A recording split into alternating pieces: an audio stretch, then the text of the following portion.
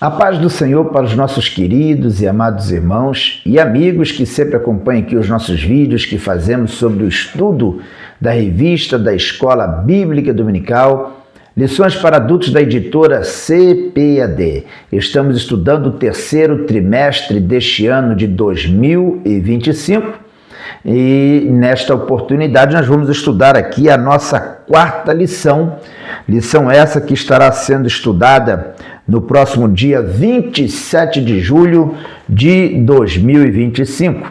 Estamos aí estudando uma série de lições nesse trimestre, falando sobre a igreja em Jerusalém.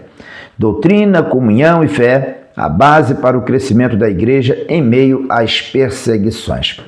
Como vocês que estão nos acompanhando aí já perceberam, estamos estudando sobre as características, o perfil da Igreja de Jerusalém e extraindo dessas lições ensinamentos, aprendizados e ao mesmo tempo fazendo uma avaliação sobre o modelo da Igreja de Jerusalém e tirando para nós proveitos, lições para que nós apliquemos em nossas igrejas, em nosso dia a dia dentro da igreja, aquilo que a Igreja de Jerusalém tinha de bom, tinha de proveitoso, e temos aprendido aí que a Igreja de Jerusalém de fato é uma igreja modelo para a igreja nos tempos atuais. Independentemente do tempo que estamos vivendo, estamos aí numa distância de aproximadamente 2.000 anos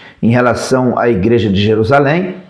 No entanto, o padrão da Igreja de Jerusalém serve para nós nos dias atuais e é realmente motivo de pesquisa, de estudo da parte de nós, a história da Igreja de Jerusalém, justamente para que nós saibamos como nos conduzir nos tempos que estamos vivendo. Porque, afinal de contas, o modelo da Igreja de Jerusalém não envelhece.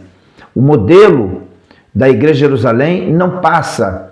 O padrão que foi estabelecido na Igreja de Jerusalém serve para qualquer igreja, em qualquer tempo, em qualquer época, independentemente da cultura, independentemente da etnia, mas o padrão que foi estabelecido na Igreja de Jerusalém continua sendo um referencial para todos nós. Temos aprendido muitas coisas boas para aplicarmos na nossa vida diária em nossas igrejas, através desse estudo sobre a igreja em Jerusalém.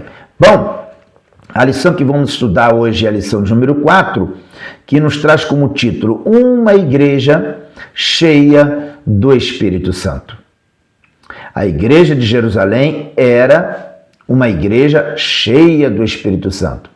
Aquela comunidade cristã, de fato, era uma igreja cheia do Espírito Santo. Agora, o que nós vamos aproveitar para aprender nesta lição é o que é uma igreja cheia do Espírito Santo. A Igreja de Jerusalém, ela é tida por nós como uma igreja que tinha essa graça. Mas o que significa ser cheia do Espírito Santo?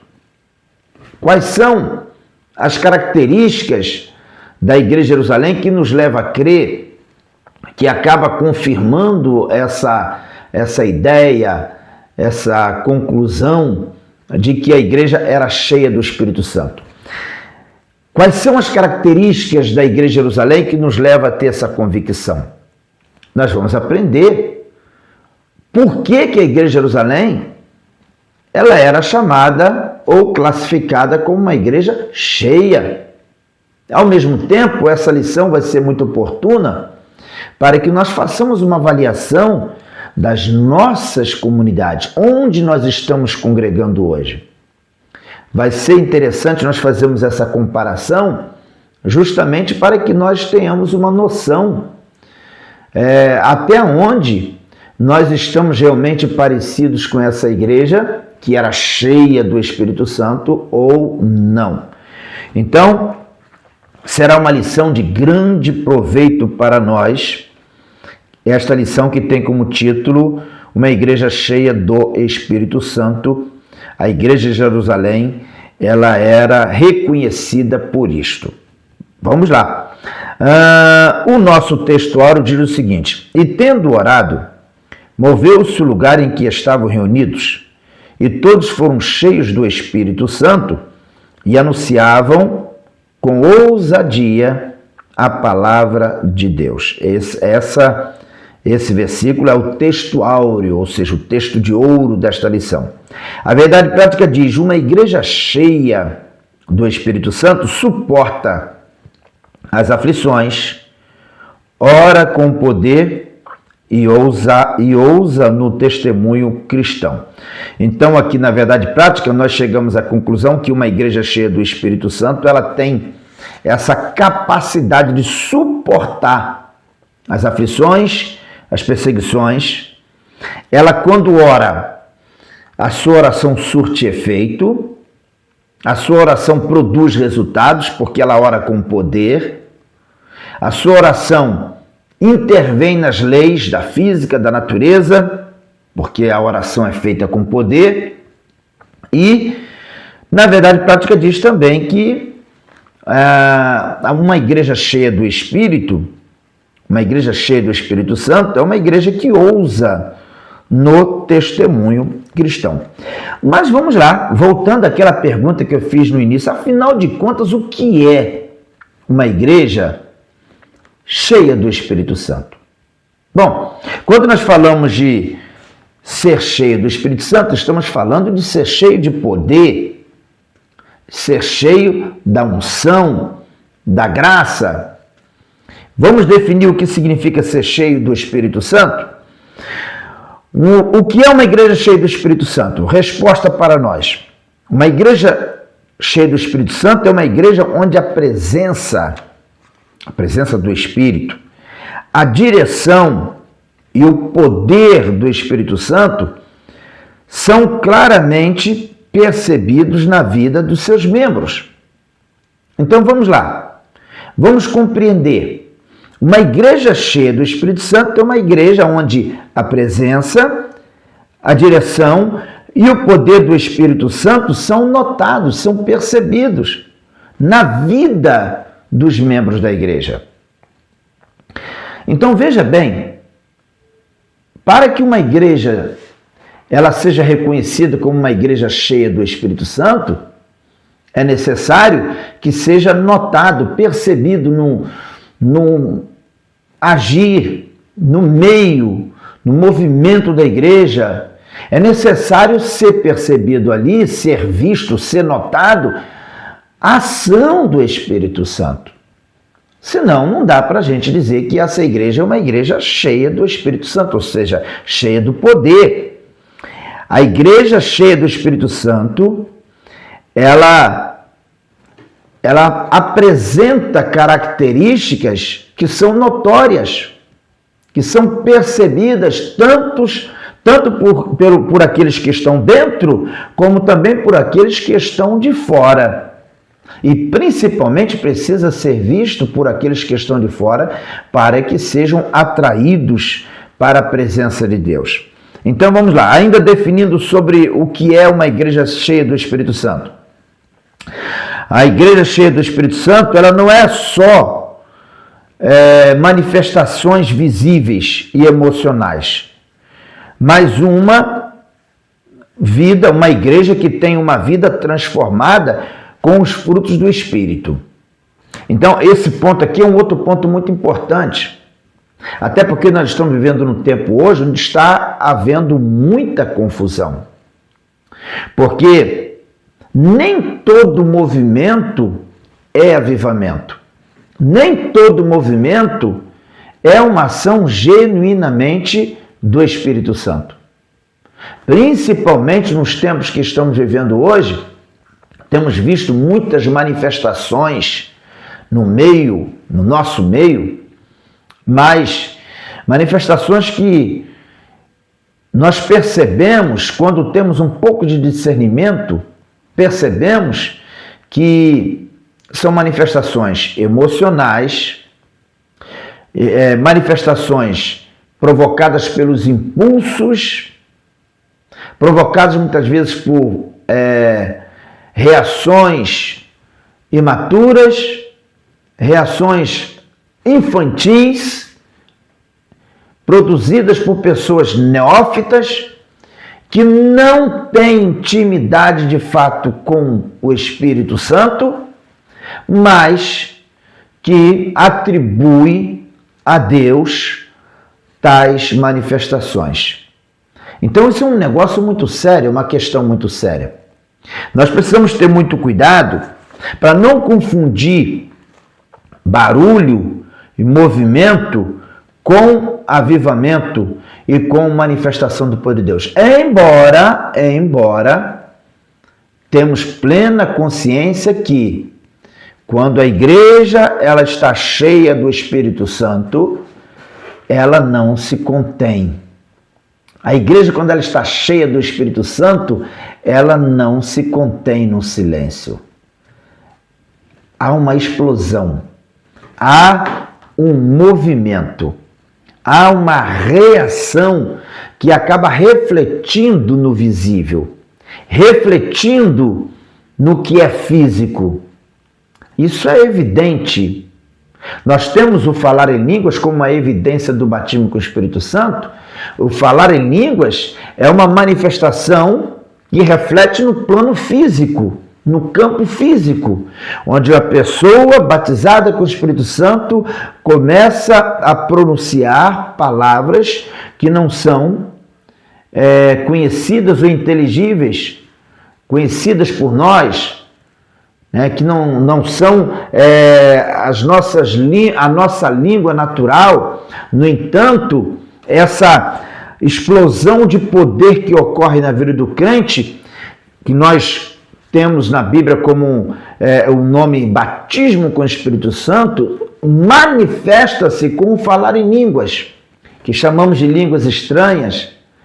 E esse falar em línguas estranhas é uma ação que acontece no plano físico, na linguagem, de forma verbal, mas que é produzido por uma ação do Espírito Santo no interior, no espírito, na alma desse crente. Então, temos a consciência de que o mover do Espírito Santo produz barulho. O mover do Espírito Santo na vida do crente produz movimento. Isso é real. Nós cremos nisso, acreditamos nisso, cremos na experiência pessoal do crente com o Espírito Santo. Cremos assim, que a nossa salvação está baseada na fé, de acordo com as Escrituras, mas cremos que um crente, ele pode vivenciar experiências pessoais com Deus. Experiências que acabam manifestando-se na vida do crente, no dia a dia do crente, e isso se torna notório, visível por todos. Porém, sabemos também que nem todo movimento é a ação do Espírito Santo. E por isso a igreja ela precisa ter discernimento. Mas é fato que o que aconteceu na igreja de Jerusalém foi um agir do Espírito Santo na vida da igreja, e o que acontece muitas vezes em nosso meio também é o agir, o mover do Espírito Santo no meio da igreja. Algo que começa no nosso interior e que reflete no nosso exterior. E aqui entendemos que o ser cheio do Espírito Santo a igreja cheia do Espírito Santo é uma igreja onde a presença, a direção e o poder do Espírito Santo são claramente percebidos na vida dos seus membros. Não é só manifestação visível, e emocional, mas é uma ação transformadora com o fruto do Espírito Santo na vida do crente. Correto? Deu para compreender? Então vamos lá. Ainda falando sobre o ser cheio do Espírito Santo, o que é ser cheio do Espírito Santo? Vamos responder isso aqui, biblicamente falando. Como é que nós definimos uma igreja cheia do Espírito Santo? Uma igreja cheia do Espírito Santo é uma igreja guiada pelo Espírito. Um crente cheio do Espírito Santo é aquele crente que é guiado pelo Espírito. Na carta aos Romanos, capítulo 8, versículo 14, diz assim: porque todos os que são guiados pelo Espírito de Deus, esses são filhos de Deus. Ora, alguém cheio do Espírito Santo, ele vai ser guiado pelo Espírito Santo. Ele vai viver a sua vida dirigida, orientada pelo Espírito Santo. Portanto, não é só quando ele está lá no culto, não é só pulando no culto. Aquilo que acontece no culto, toda aquela explosão, toda aquela reação que reflete no lado físico do ser humano, aquilo ali precisa ser acompanhado, precisa, na verdade, ser o reflexo de uma vida transformada. Então, o crente, ele tem no domingo ali, muitas vezes, aquela alegria de falar em línguas, né? E ele se solta na presença de Deus, sente a graça de Deus, mas na segunda-feira, quando ele for trabalhar, tudo aquilo que aconteceu de gostoso no domingo ali no culto, tem que estar presente na vida dele. De que forma? Com um fruto, com uma conduta mudada, transformada, porque ele é guiado pelo Espírito. Ele é guiado pelo Espírito. Ser cheio do Espírito não é só você falar em línguas. Ser cheio do Espírito não é só você se alegrar na igreja, chorar, se emocionar. Não, isso são apenas manifestações emocionais que podem ser reflexo da presença do Espírito na vida do crente. Pode ser reflexo da presença do poder de Deus na vida do crente.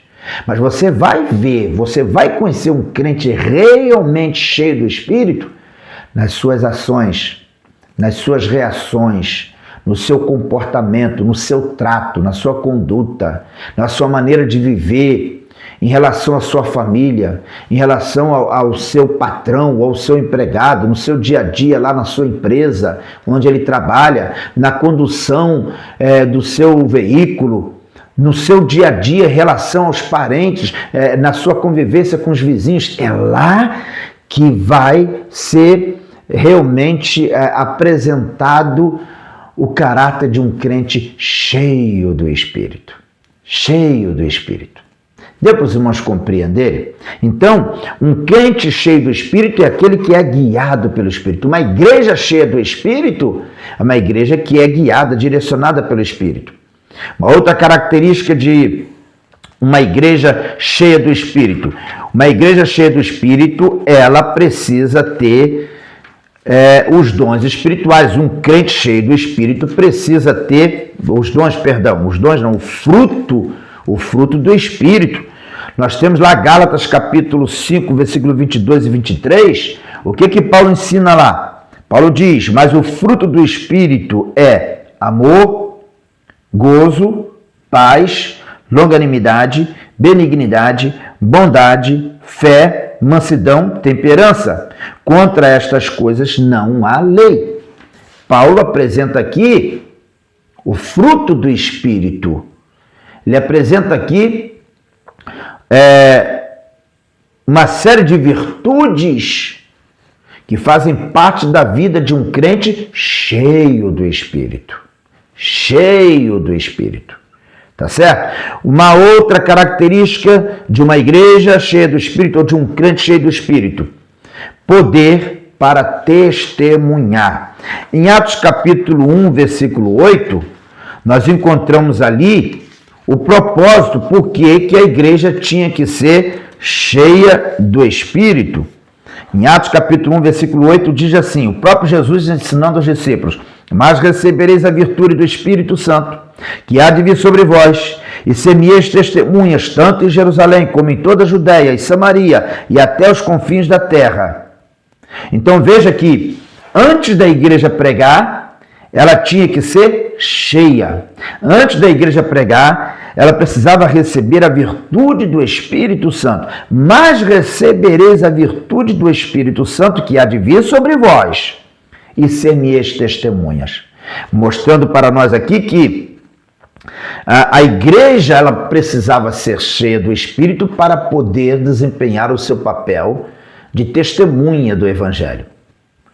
Então nós encontramos como uma das características fundamentais de uma igreja cheia do Espírito, ou até uma finalidade, uma razão para a igreja ser cheia do Espírito, é exatamente para que ela possa testemunhar, né? Ela precisa ter esse poder para testemunhar. E essa é uma característica de uma igreja cheia do Espírito.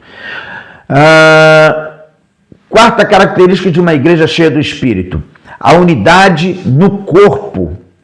Uma igreja cheia do Espírito é uma igreja que tem unidade. Ela não pode ser uma igreja dividida, rachada, ela precisa viver em unidade. Nós observamos que a igreja de Jerusalém era uma igreja unida. Nós encontramos as referências bíblicas dizendo que eles tinham tudo em comum, né? Que havia uma unidade muito grande na igreja. E lá na carta aos Efésios, capítulo 4, versículos 3 e 4, Paulo também fala sobre isso. Paulo diz assim: procurando guardar a unidade do Espírito pelo vínculo da paz. Há um só corpo e um só Espírito, como também foste chamados em uma só esperança da vossa vocação. Seguindo o versículo 5 diz: um só Senhor, uma só fé, um só batismo. Versículo 6, um só Deus e Pai de todos, o qual é sobre todos e por todos e em todos vós. Paulo trata aqui sobre a unidade da igreja como sendo algo essencial para uma igreja cheia do Espírito. Quinta característica de uma igreja cheia do Espírito, 1 Coríntios capítulo 12, todo o capítulo 12, Paulo fala da manifestação dos dons espirituais com liberdade e, ao mesmo tempo, reverência. Ele termina capítulo 12 dizendo que tudo deveria ser feito com ordem e decência. Então, a igreja ela precisa, uma igreja cheia do Espírito, ela precisa dar liberdade à manifestação dos dons espirituais.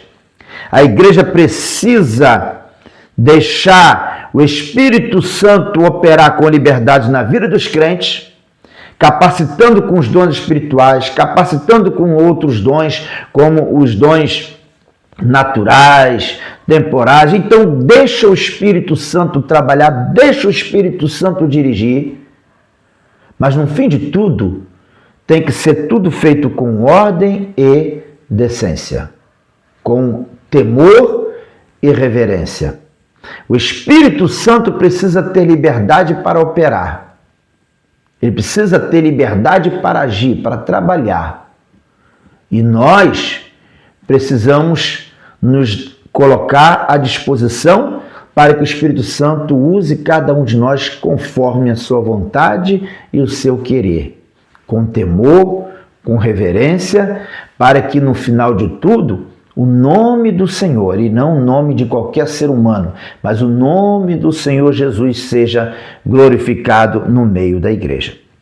E, finalizando aqui as características de uma igreja cheia do Espírito, uma igreja cheia do Espírito, ela experimenta transformações visíveis.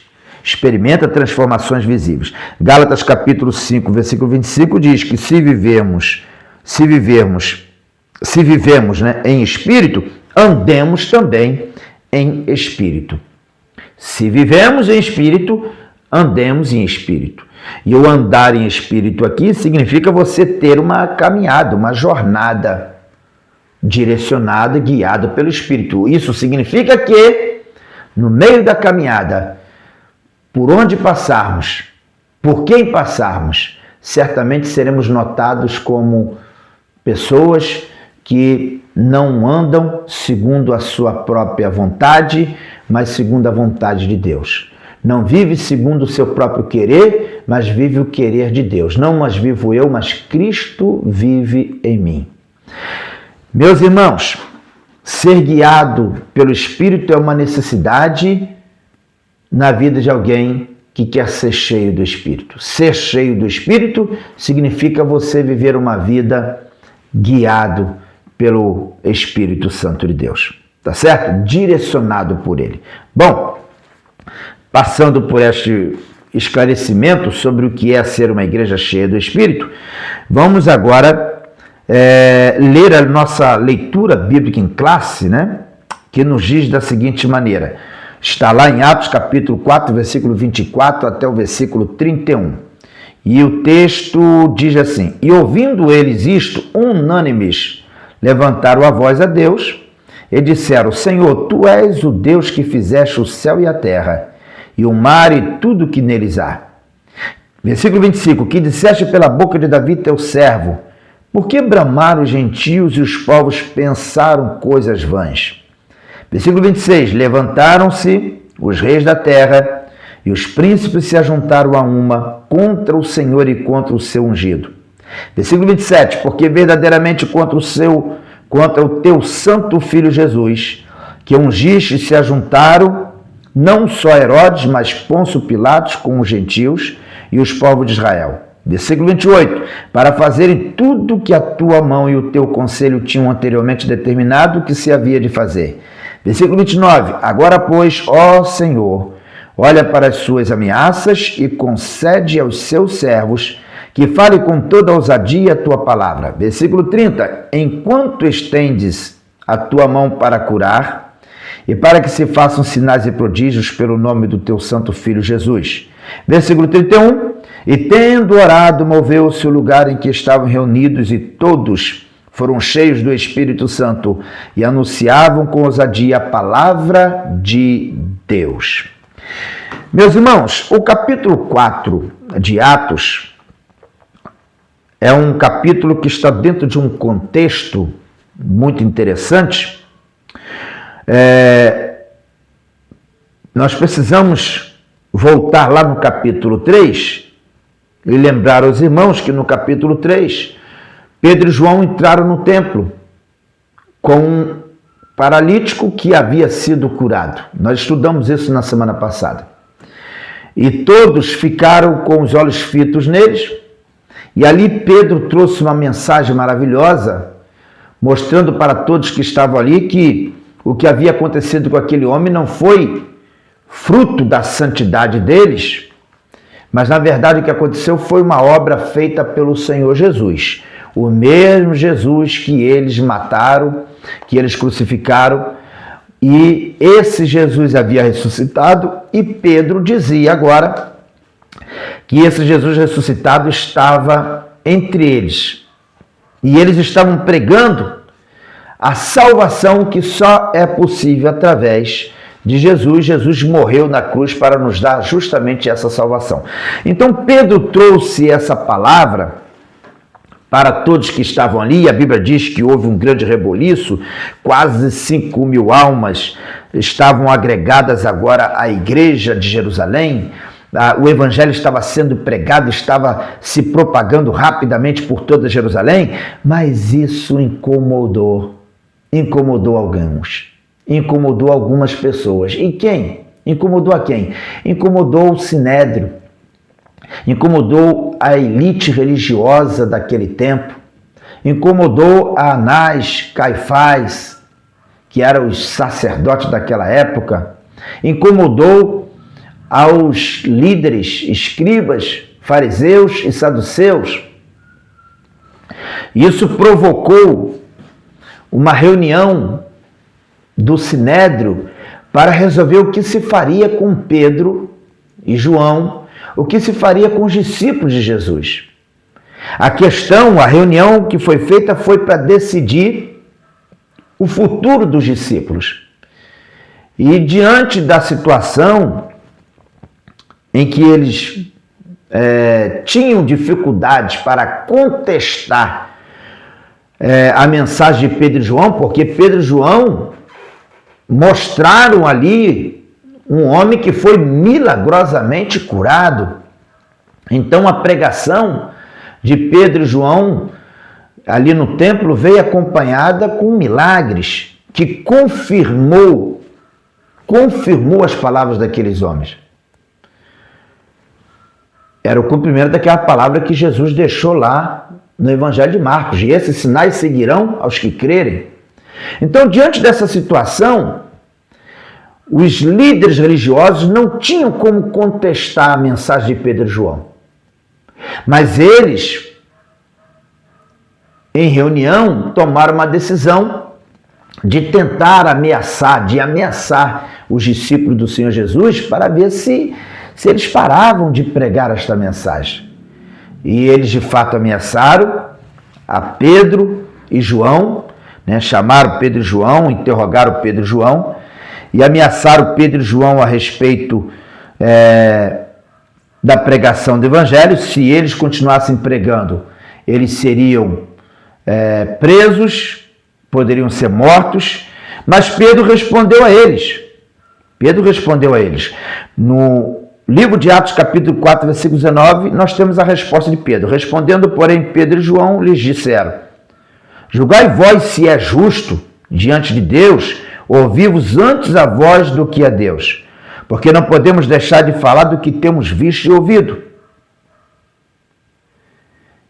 Então nós observamos nesses dois versículos aqui que Pedro e João, diante das ameaças que eles receberam, eles reagiram dessa forma: olha, não convém a gente deixar de ouvir a Deus para ouvir vocês.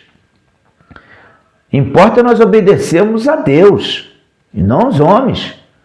Então nós não vamos parar de pregar. Eu estou parafraseando aqui a decisão de Pedro e João diante do Sinédrio. Nós não vamos parar de pregar. Nós não vamos parar de testemunhar. E a Bíblia diz que eles foram ameaçados. E diante dessa situação, Pedro e João, após a ameaça, eles foram soltos. E aí o que eles fizeram? Eles foram até os seus, até a igreja, testemunhar o que tinha acontecido, transmitir para a igreja as ameaças que eles estavam sofrendo por causa da pregação do Evangelho. E aí a igreja, diante da ameaça que estava sofrendo, resolveu se unir em oração. Por que a igreja tem que ser cheia do Espírito?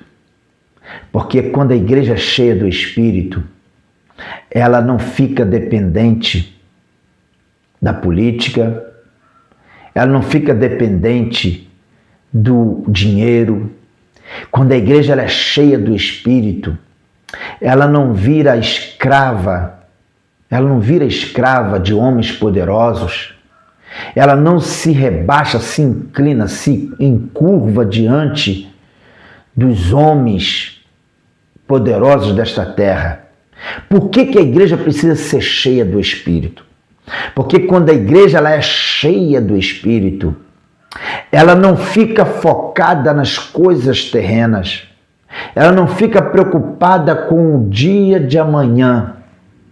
Uma igreja cheia do Espírito, ela é dependente totalmente de Deus. Uma igreja cheia do Espírito, ela crê que Deus provê as suas necessidades. Uma igreja cheia do Espírito, ela busca se refugiar debaixo das mãos poderosas do Senhor. Uma igreja cheia do Espírito, ela tem prazer de estar na presença de Deus, ao invés de buscar um espaço nos palácios. Por isso que a igreja precisa ser cheia do Espírito. Porque sendo cheia do Espírito, ela não vai ser envolvida e nem embaraçada nas coisas desta terra. Ela não vai perder o seu principal objetivo, que é pregar o Evangelho a toda criatura. Ela não vai se embaraçar com as coisas desta vida a ponto de perder o seu alvo. Então ela nunca vai ser uma instituição totalmente terrena, porque ela não deixa de ser terrena, a igreja tem o seu lado institucional, físico, visível, mas ela, quando é cheia do Espírito, ela não vai perder a sua essência, ela não vai perder a sua originalidade, que é ser a noiva, corpo de Cristo, lavoura de Deus, nação santa, sacerdócio real, povo adquirido, que é de fato o que nós somos quando nós estamos cheios do Espírito.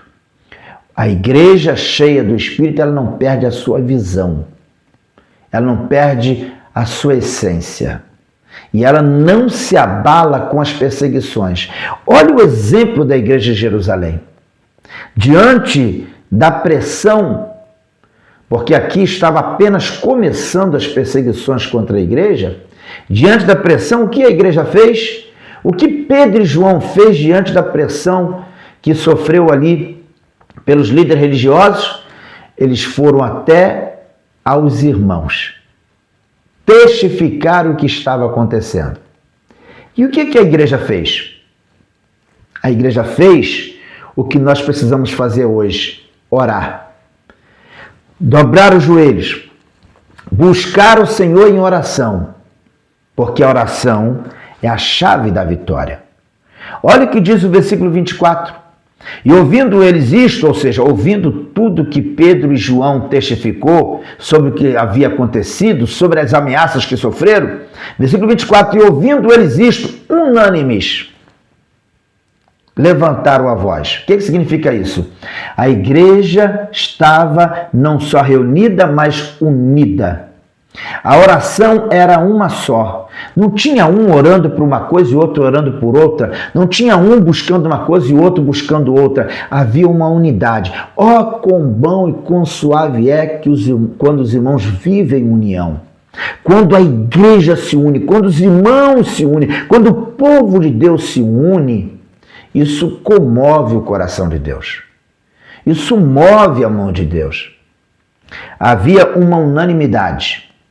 E eles estavam unânimes em torno de quê? Em torno da oração. Levantaram a voz a Deus. E a oração deles era uma oração unânime, com um propósito específico. E eles começaram aqui a orar e, na sequência, a oração que eles fazem é uma oração embasada na Bíblia, porque eles fazem citação aqui dos Salmos, de número 2, versículo 1 e 2, o versículo 25 aqui é uma referência aos Salmos 2, versículo 1 e 2.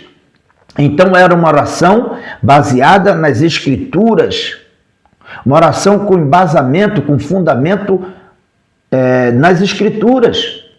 Porque até para orar, nós precisamos saber orar. Até a nossa oração, ela precisa estar embasada nas Escrituras.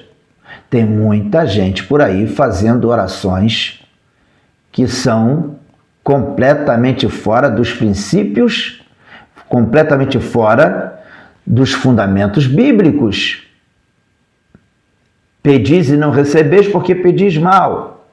Pedis para satisfazer os vossos próprios deleites. Existem orações que não são ouvidas, recebidas por Deus. Existem orações que não são aceitas por Deus, porque são orações que são movidas por muitos sentimentos e não têm fundamento. São muitos sentimentos aleatórios, completamente fora dos fundamentos da palavra de Deus. Até uma oração, ela precisa ter um fundamento nas Escrituras.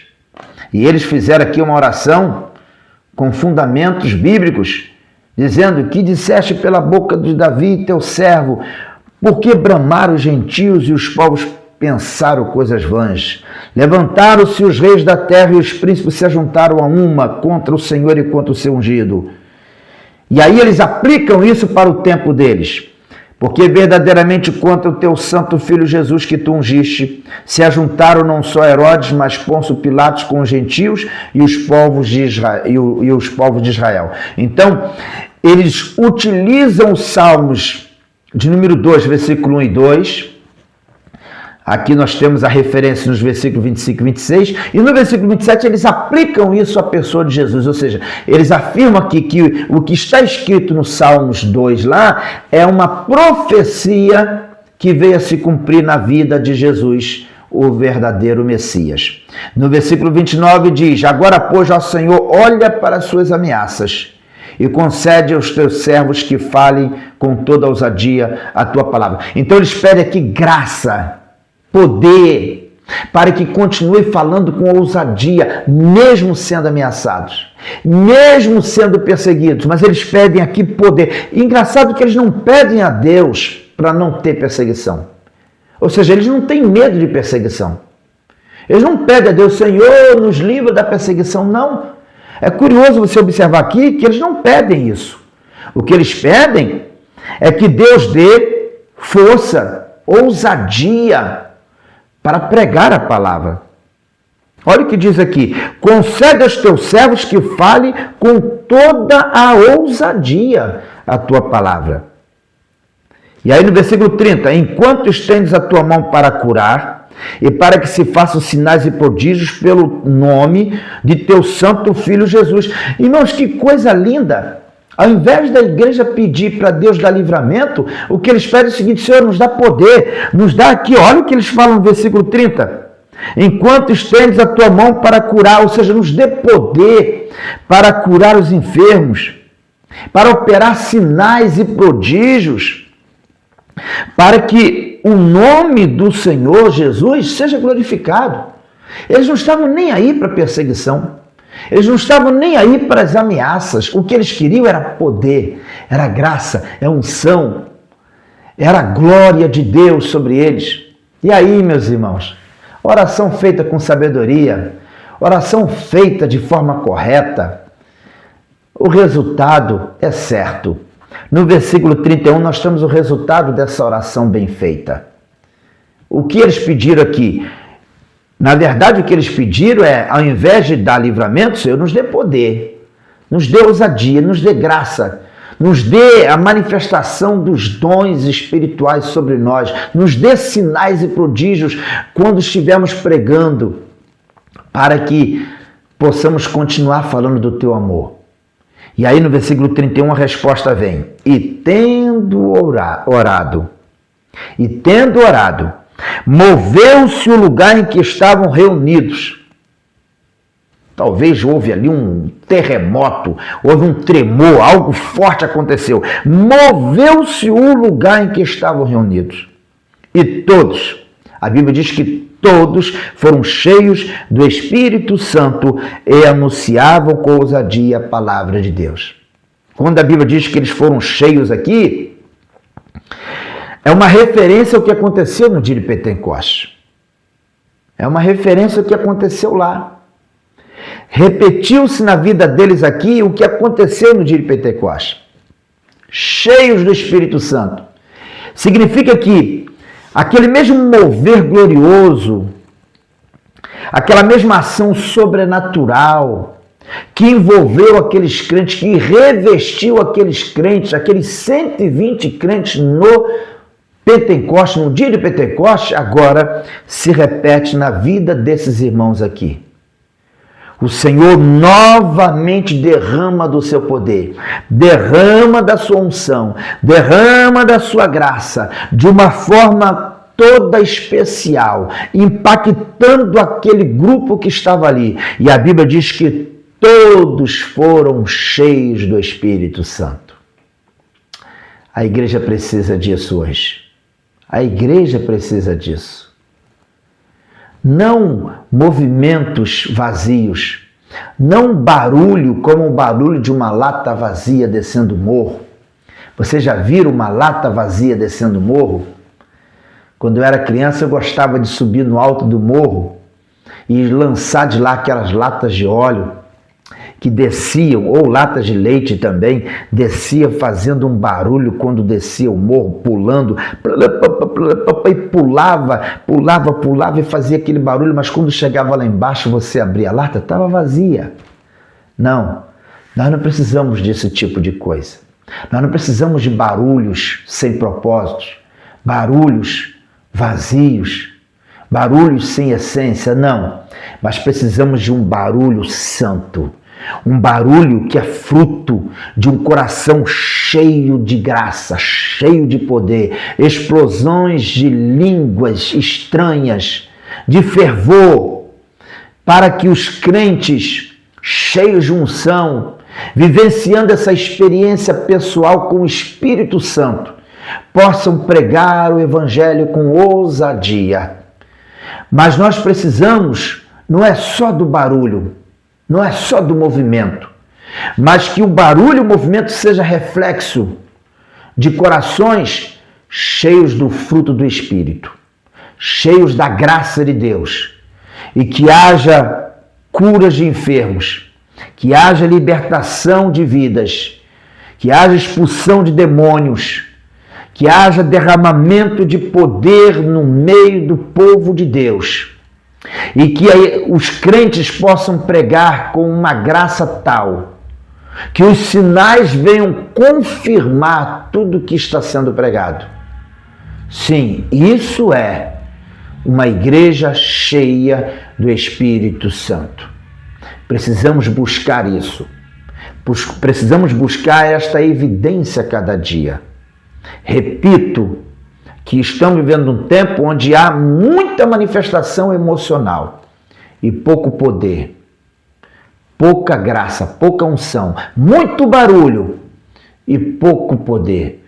Mas nós precisamos que os corações estejam cheios para que o barulho e o movimento seja reflexo de um coração totalmente cheio do Espírito e direcionado pela presença do Espírito Santo. Bom, a nossa lição tem 3 objetivos que eu gostaria de compartilhar para vocês aqui. O primeiro objetivo desta lição é identificar as características de uma igreja cheia do Espírito Santo, destacando sua perseverança em meio às provações, eu falei sobre isso.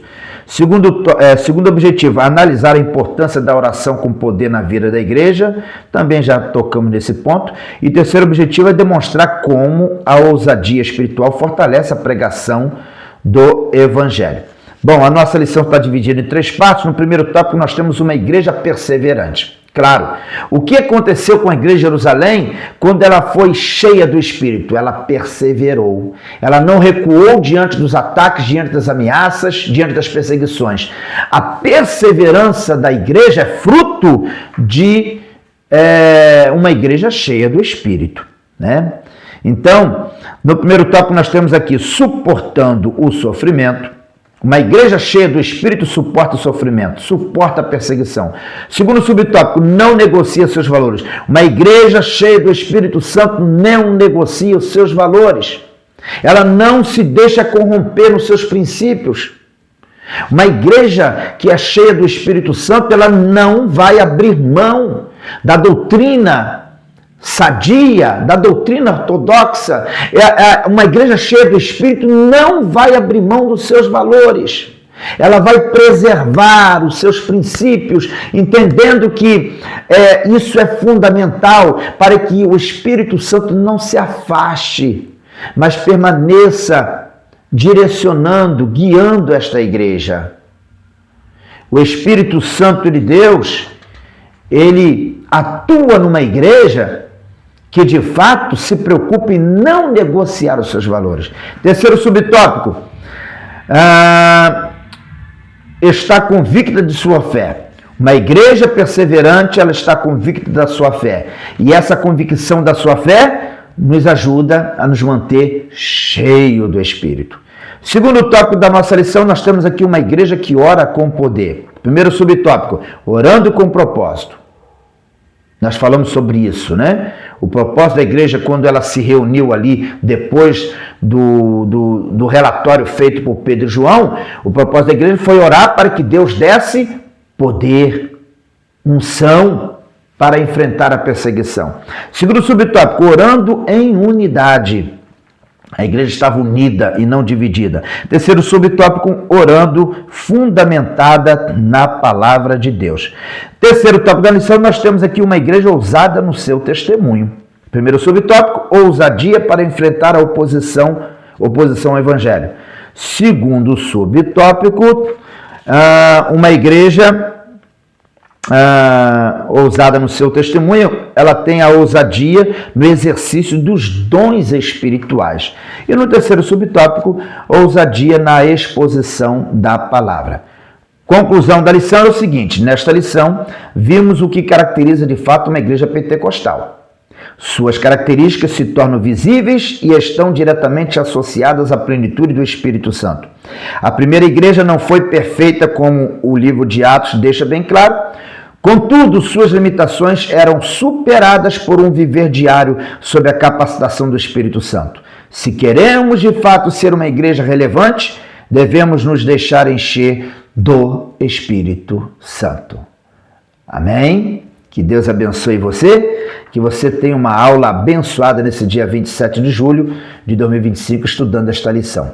Se você gostou desse comentário, por favor, compartilhe aí o nosso link, convide outras pessoas a se inscrever no nosso canal, para fortalecer aqui o nosso canal, e desde já agradeço a você por estar aí interagindo conosco também. Faça seu comentário, comente aí na nossa lição aí o que você achou, o que você destaca de importante. Fique à vontade para você interagir conosco. Deus abençoe a todos, fiquem todos na paz do nosso Senhor e Salvador Jesus Cristo.